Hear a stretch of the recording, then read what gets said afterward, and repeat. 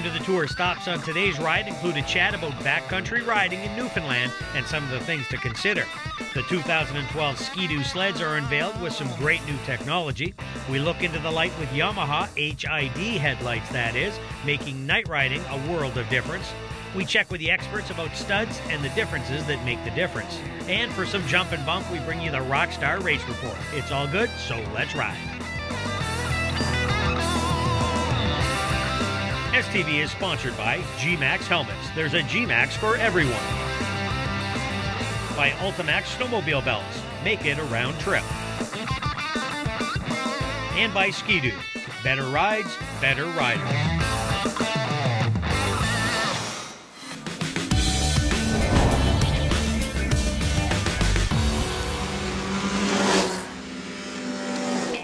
We've sampled many races over the years, and when it comes to endurance challenges, Cain'S Quest has to rank as the nastiest for both man and machine.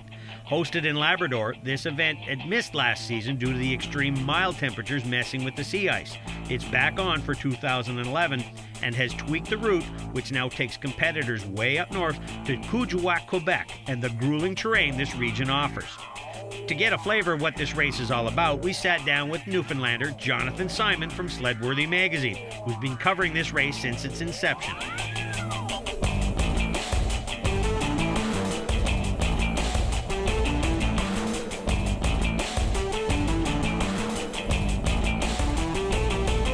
It really brings everybody out, and it's a big community event now in Lab City.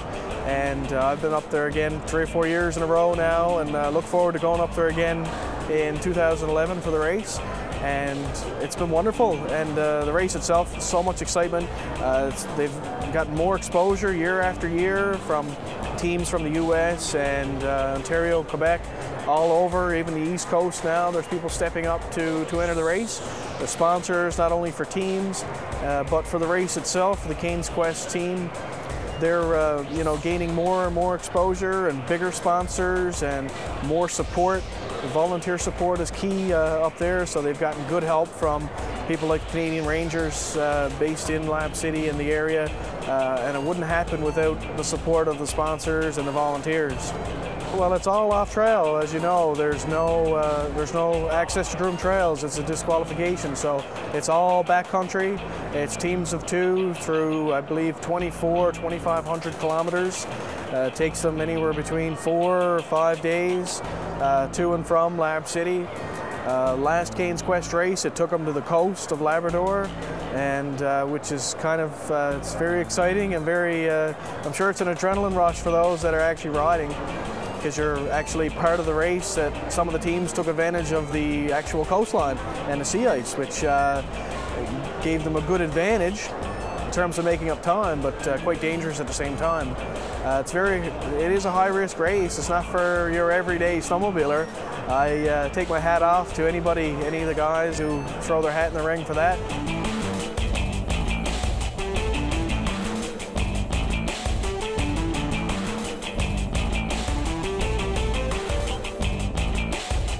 True test of grit and stamina. Some of these guys have gone for 20 or more hours with any kind of a stop. They're certainly pushed to the limit, not only what their body can take, pounding-wise, but also what their snowmobile can take as well. We've seen some pretty tired guys come into some of these checkpoints, and I have a lot of respect for them when I see just how tough they are and how they manage to remain friendly despite the hardship they've experienced over the last few days. The concept of Cain'S Quest is to take in as much of Labrador as possible. The terrain in Labrador varies, the scenery in Labrador varies, and also the weather conditions vary depending on the amount of tree cover or the elevation that you have in any particular region. We're going to continue to grow this race, to spread it out to other areas of Labrador. We've seen just how appreciative and how excited the coastal communities were this year to get Cain'S Quest for the first time, and we want to bring that feeling to more communities across Labrador, and we're certainly looking forward to that.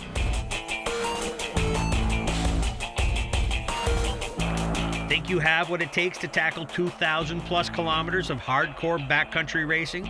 Then maybe this race is one you should try. We highly recommend that you do your research first, as this terrain is awfully lonely and very unforgiving.